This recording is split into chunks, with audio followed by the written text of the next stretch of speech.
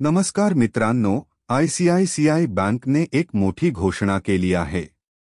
जर तुम्ही नवं सेव्हिंग अकाउंट उघडण्याचा विचार करत असाल तर ही बातमी तुमच्यासाठी खूप महत्त्वाची आहे।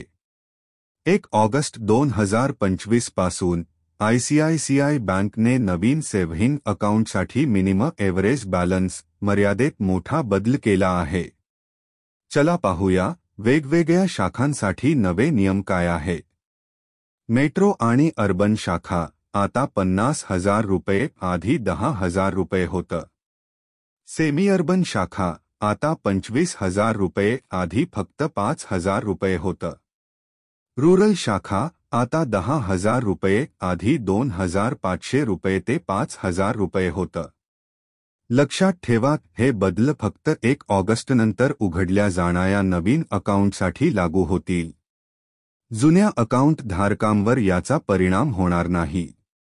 जर तुम्ही ठरवलेलं मिनिमम एव्हरेज बॅलन्स मेंटेन केलं नाही तर आयसीआयसीआय बँक शॉर्टफॉलवर 6% किंवा 500 रुपये, जे कमी असेल, शुल्क आकारेल। काही ग्राहकांना सूटही मिळेल, जसं premium banking program, wealth management ग्राहक आणि पेन्शनर्स।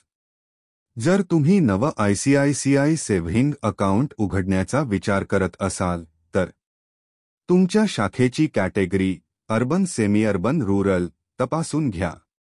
बॅलन्स लिमिटपेक्षा खाली जाऊ नका, नाहीतर दंड लागेल। जर एवढी मोठी रक्कम मेंटेन करणं कठीण असेल तर पब्लिक सेक्टर बँकचे झिरो बॅलन्स अकाउंट सुद्धा पाहू शकता। तर मित्रांनो, हा होता आयसीआयसीआय बँकचा नवीन मिनिमम बॅलन्स नियमांचा संपूर्ण अपडेट। तुम्हाला काय वाटतं, हा योग्य निर्णय आहे की सामान्य लोकांसाठी अडचण?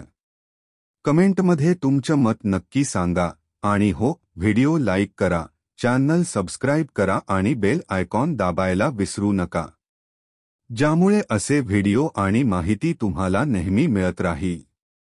धन्यवाद।